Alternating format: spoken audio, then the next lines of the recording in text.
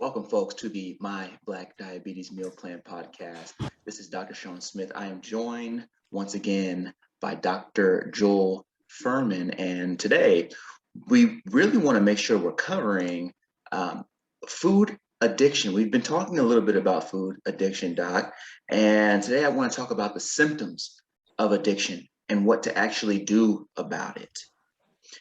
You see, when people switch from low micronutrient diets to a high micronutrient plan, there seems to be a lot of discomfort. People feel irritable, they feel angry, as if they're going through symptoms of withdrawal. In your study of over 700 people published in Nutrition Journal in 2010, you speak to this exact issue. The question is what exactly are these withdrawal-like symptoms, and why are people experiencing them in the first place once they make the switch? Yeah, it's something that I think that is absolutely essential that you have to understand if you're going to succeed in reversing diabetes and losing weight and keeping your weight off for the rest of your life. And that's this concept that I call toxic hunger. Because I call it toxic hunger because I'm saying it's not natural, it's not real hunger. What people think is hunger goes away with healthy eating, and a different symptom comes up instead.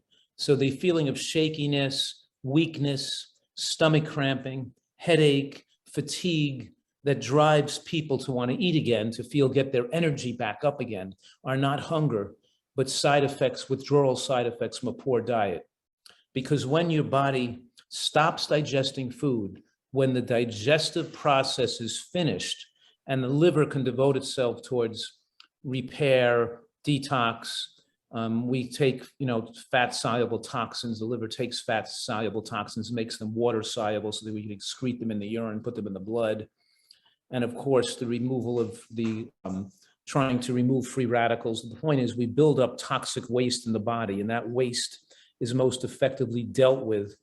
And the body enhances the removal of waste when it's not digesting food, when the digestive phase has been finished. So when people empty out their digestive, when their stomach and their small intestines are no longer absorbing calories, then people feel ill. They don't need new calories. They're just feeling ill because they stopped taking in calories. And then they're starting to feel ill. They define that and they think that's hunger, and they eat the next meal when there was no biological need for calories.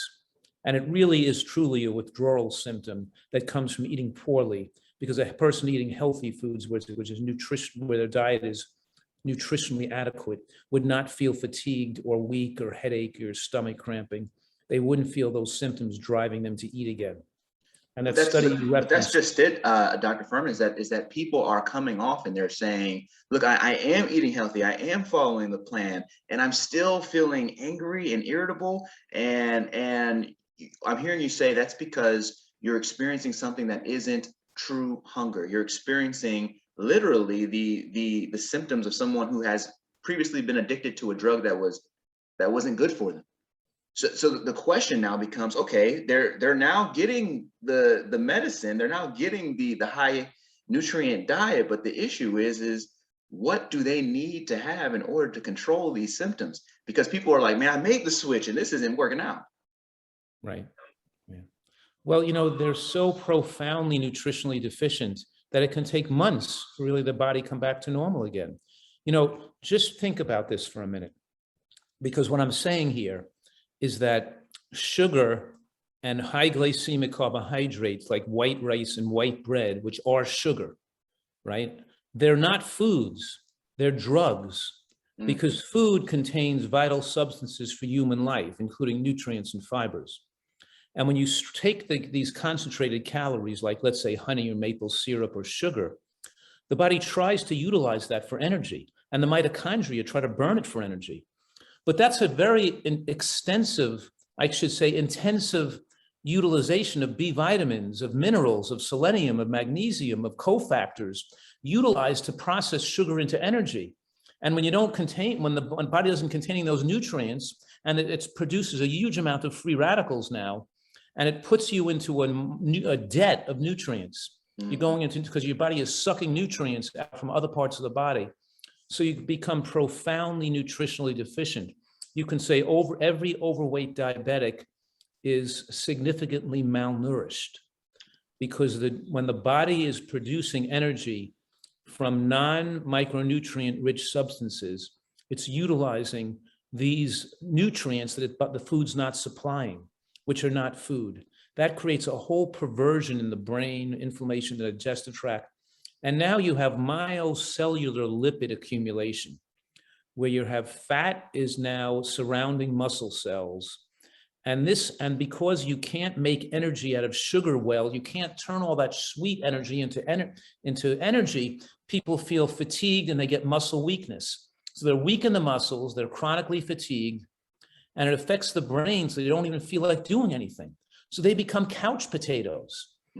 So you actually, the pre-diabetic diet that eventually makes a person diabetic also makes them weak, fatigued, dysthymic, which means they're not that excited, passionate about life. It affects the brain and makes them less intelligent, less creative, more neuroinflammation, easily angered, more volatile, or less the creative self, that artist, that musician, that writer, that all those things, their skills, their best parts of their body are dummied down now. They can't even be as productive as they could. So we're saying that that sugar is a poisonous drug, and whether it's fructose, whether it's agave nectar, whether it's coconut sugar, whether it's honey, whether it's maple syrup, it's all just a mixture of sucrose, fructose, and glucose. It's all the same three elements, and they all work together. As you know, fructose puts more fat infiltration in the liver, raises triglycerides, and helps the glucose now store fat in the liver and in the muscle tissue to cause more weakening. So it's this combination of fructose and glucose that works together to sabotage people's health. And then they do the next thing wrong, is then they take oil, liquid fat on their food. And the liquid fat, and so they have the sugar, the liquid fat, and now to put another element in the witch's cauldron of disease, they throw saturated fats from animal products, which are pro-inflammatory. And then you have inflammation, all these things, this combination of things leads to inflammation in the gut. And then that spreads to inflammation throughout the whole body, lack of nutrients, the acceleration of buildup of toxic compounds and free radicals. And then it inflames the brains and interferes with thinking clearly, logically, and behaving in a manner in your own best interest. Okay, so Doc, one of the things that I love about you is that you're such an encyclopedia for this. You've put in your 10,000 hours. At this point, I mean, we're talking 20,000 hours, 30,000 hours of research into this subject. And so what that means for me is that I have to go back and just underscore a core idea. You just said, for the first time I've ever heard anyone say this, that someone who's dealing with type 2 diabetes is actually malnourished. If you say malnourished, malnourishment, or you think about an image of malnourishment, we tend to think about kids in struggling countries that are very skinny. They haven't had enough to eat. Whereas if we think about a typical type 2 diabetic, that person is typically overweight. So we say they've had plenty to eat.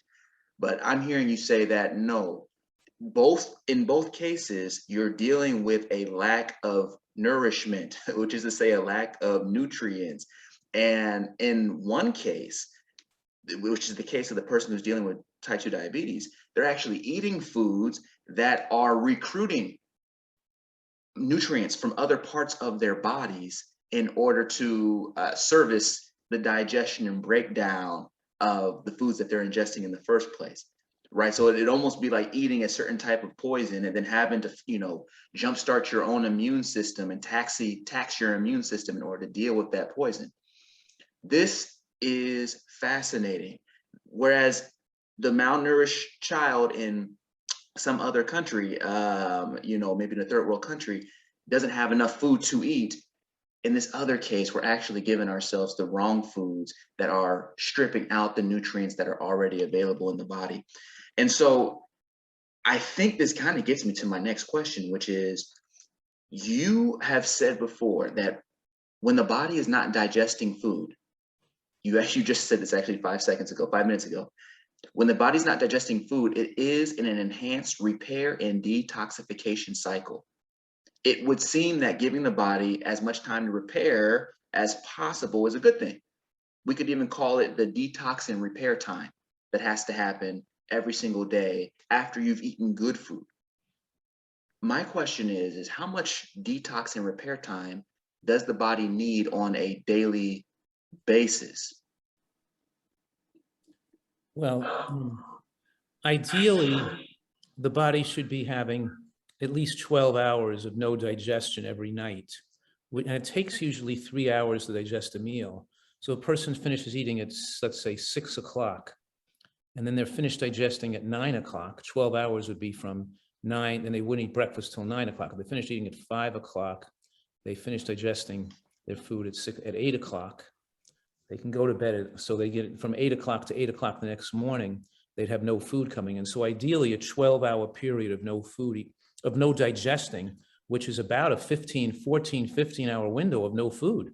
You know, we're talking here about using food. Food has nutrients and fiber and, and substances in it. So we're talking about real food like vegetables. Whereas I'm saying right now, let's be clear, white flour is sugar, and bread and pasta and bagels and pizza and donuts and cookies and burgers are not food. Those are not food. Those are a drug, and they're poisonous to the body. They throw the body into a poisonous state and make the body toxic, and now you become a calorie-consuming monster, and you become weak, and it affects brain function, and you're not the full human you could have been. You're some mere fragment of yourself because you've destroyed yourself with drugs, because sugar and white flour is a drug. And it works in the brain's centers where that affect narcotics and cocaine. That same dopamine centers in the brain are stimulated by those drugs. So you're running on a drug, not running on food, and you're weakening your life. Why would a person intentionally be consuming substances that are destructive to their own survival, unless that substance is highly addicting and they've lost the control over their life? The substance makes them lose control and no longer in the ability to make decisions that are in their own best interest. Who would choose to hurt themselves voluntarily unless you have an alien living in your brain forcing you under a gun against your neck to force you to eat that crap? It's because these addictive substances put that gun against people's neck because they don't feel well and they think they're completely can't even think about what they're doing to destroy themselves. But getting back to that original question is that assuming that they're eating healthfully enough, they need time between meals to digest, for the glands that secrete enzymes to digest food can refill up again to ready to secrete for the next meal. They shouldn't be eating all day long. And we also should be eating we should be eating our calories earlier in the day, not later in the day. And when it gets dark out at night, there shouldn't be calories coming in. Once the light ends for the day, we shouldn't be eating during non-daylight hours. We shouldn't be eating after dark. Because the body should be resting. And so I'm saying it's not good to snack, but the worst thing you can do is eat through the night. The worst thing you can do is eat late at night. The worst thing you can do is go to bed on a full stomach and be digesting when you're trying to sleep all night long. The body needs to sleep and repair with no food in the stomach so it can actively heal and detoxify in the resting phase of sleep at night to maximize a person's health and longevity. And the reason I ask that question, folks, is because when we talk about getting through those withdrawal symptoms, that detoxification that your body already does if left to its own devices and it's supplied with the right nutrition, it does that on a daily, nightly basis. That is one of the ways that we start to get through, push past those withdrawal symptoms in the first place. And so I just wanted to make sure that we touched on that because okay, you have been eating and conditioned to eat in a certain type of way. You've now made the switch. You run into a wall of withdrawal symptoms. We're talking about how to get through that wall. And we're going to use the body's natural detoxification cycle in order to do just that.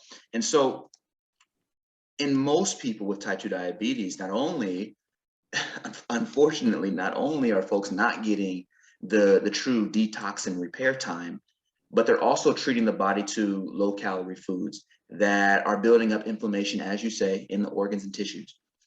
That's painful if left unchecked. And as you say, the toxins make you feel ill the minute you stop eating the junk. That's because eating more and more delays the detoxification process. So folks eat more junk just to prevent the lightheadedness and the irritability. A lot of programs, Doc, champion what's called cheat days. You'll hear, I mean, from famous celebrities talk about, okay, I work out all week, but I give myself a cheat day on Saturday.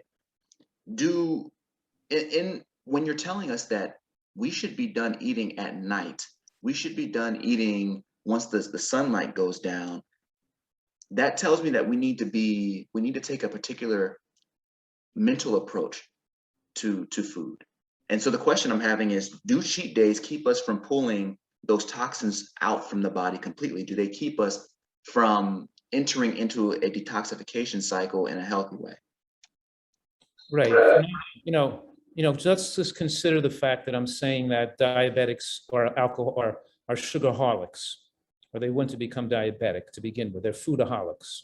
And if you're an alcoholic that's going to the bar and binging once a week, is that going to help you, or is that just going to keep your attraction for alcohol going and keep you as an alcoholic? They need to abstain from alcohol because the body is weakened and sensitive to the damage from alcohol, and a little alcohol once a week could push them over at the top and put their heart into an arrhythmia. Why would they chance that anymore? They need to abstain from alcohol.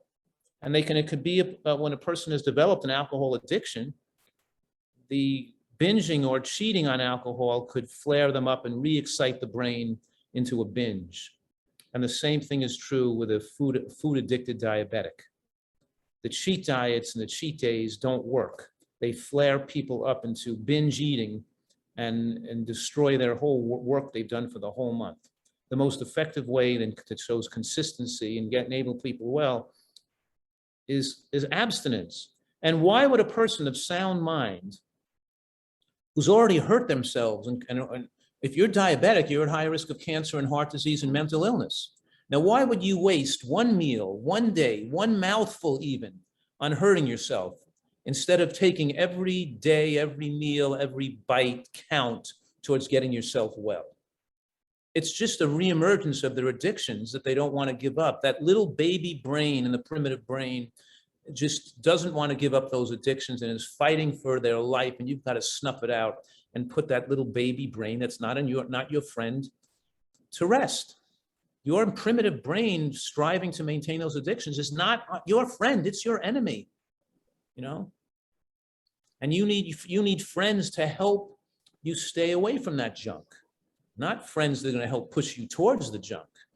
And that's why people fail too, because their social network are people who are other food addicts that want to push them along towards eating junk because they don't want to be the one person. They want other people to camaraderie in their addictive habits. You know what I mean? And you're a threat to them, make them uncomfortable if you're not imbibing in toxic substances with them. But in any case, that's the formula for failure. And people have to have a different mental attitude. They have to realize that they've been hooked, they've been tricked, they've been scammed, and they've got hooked on these dangerous foods. And they can't let those scammers hook them and ruin their life. They've got to fight back and stay away from that garbage and put healthy food in the body and earn their right to have a full mental and physical health and emotional health and a long, healthy life that they deserve. Right, because by eating the wrong foods, we essentially gave that power away. And by eating the right foods, we're reclaiming it, we're taking it back. And to that effect, how long does it take to go through the detoxification? How long before someone who switches, they start experiencing withdrawal symptoms and they say, look, I'm going to stay the course? How long can that person expect to subsist on high calorie or on high micronutrient calorie plans before they are out of the woods, before they can get through the withdrawal symptoms? How long does it take to get through withdrawal? Well, we really should break it up into two types of withdrawal. The first week or the first 5 days are the most intense. And that could put a person in bed with headaches and make them feel really, like they have the flu even. So the first week, the first 5 days of withdrawal, and it happens mostly on day 3, maybe the end of day. So day 3 and 4 and 5 are the worst. And then the withdrawal usually is quite mild. You're getting fatigued and shakiness, but you're not going to be feeling so sick and headachy and severe. So that type of withdrawal that lingers for a few months is not that difficult to deal with. It's only the first week that they got to be prepared for, that they may be a little bit, more uncomfortable. So the level of discomfort's not that great after the first week. Okay, so around 7 days. When we've been talking so far in this conversation, if it stands to reason that a person can eat negative foods or sort of poisonous foods and have nutrients from their body recruited in order to deal with the digestion of that food, well, that would almost mean that we have a reserve of nutrients that are being stored in the body, right? That there's a reserve of nutrients inside of the body when we're eating in a healthful way that keep us safe, they keep us, keep our mental functions operating, they keep our organs, our blood, our lymph, it keeps our entire body in a healthful state. The question I'm having is, at what point, how long does it take for someone who's eating a healthful diet to begin to build up reserves of high nutrients inside of their body system, such that they move from a malnourished state to a nourished and healthful state? Right, which feeds back to the thing about the cheating and going on. So in other words, when people switch from an unhealthy diet, now they start eating some healthy foods, some vegetables, beans and nuts and mushrooms and onions and green vegetables, but they're still having bagels and sugar and honey. So even the nutrients coming in that are stored and absorbed and being digested are being sucked away, because you still have a nutrient deficit now. And those nutrients because usually a food supplies the nutrients to deal with its own metabolism and digestion of that food. There's a little extra in there in certain foods, like green vegetables, but most foods like fruit supplies the nutrients to deal with the metabolism of that apple. It's not giving you another amount of nutrients to deal with the metabolism of the sugar to accommodate the second apple. So we're talking, though, what makes the fruit okay is it supplies the vitamins necessary to metabolize that fruit. Whereas to take the sugar out of the fruit, you're just taking so in any case, we're saying this person developed a deficit.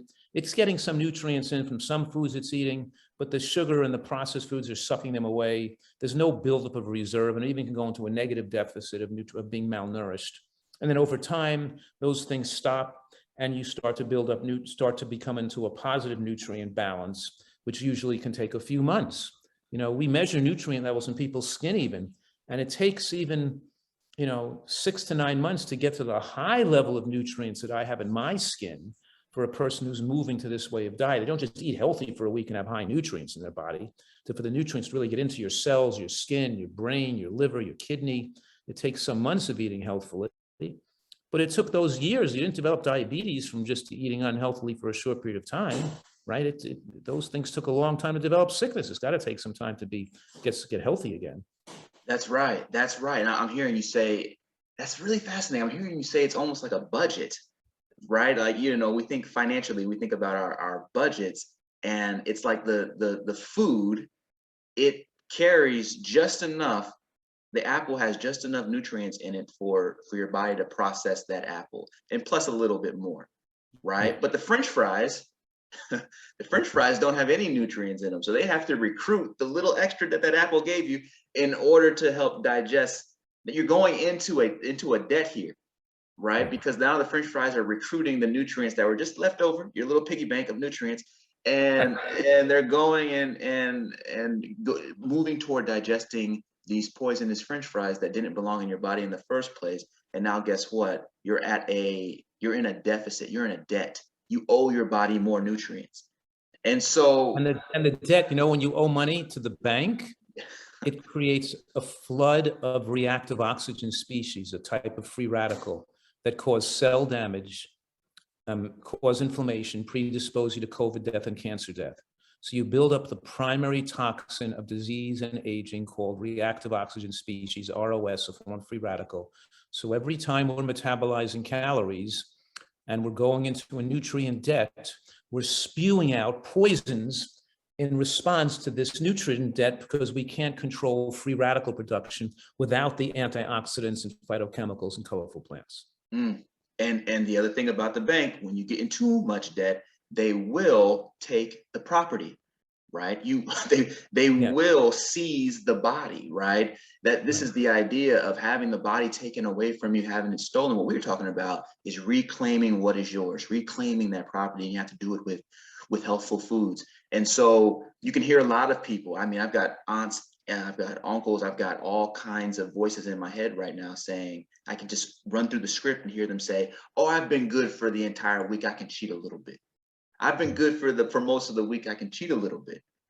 And it's like, folks, you've been building up something of value here. Don't throw it away just on a cheat day, right? And so this is incredibly powerful. There's one final question I have to ask you because it's coming from one of our members. Her name is Deneen.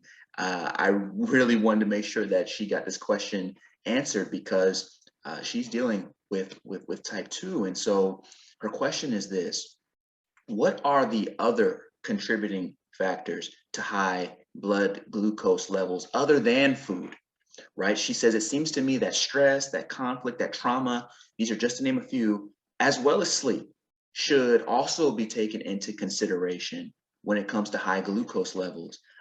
Is there a factor, Doc, that we haven't been able to cover? I mean, mostly we focus on food. Are there other variables that could be just as detrimental to high blood glucose levels rather than just food? No, the answer is no. Those are secondary factors, not primary factors.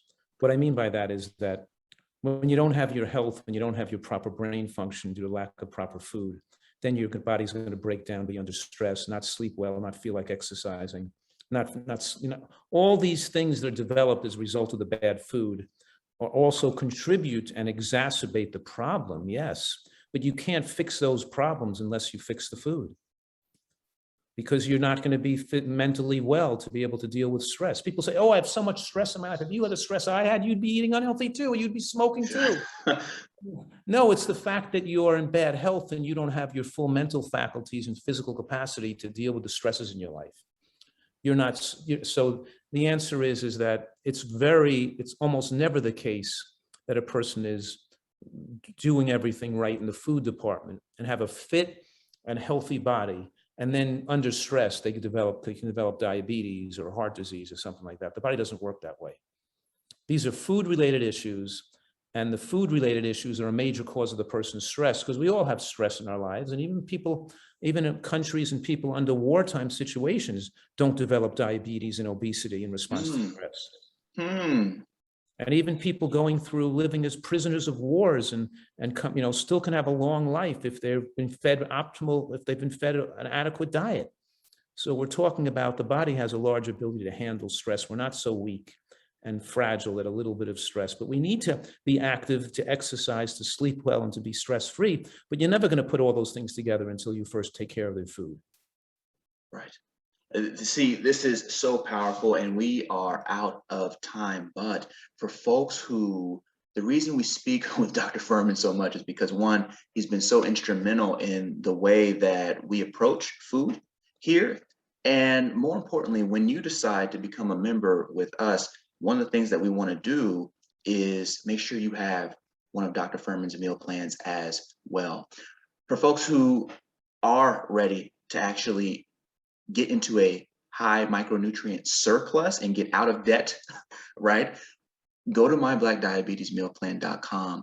What we do is take you through an assessment, and ultimately we're going to pull you into resources that are going to allow you to get into a micronutrient surplus, a nutritional, healthful state.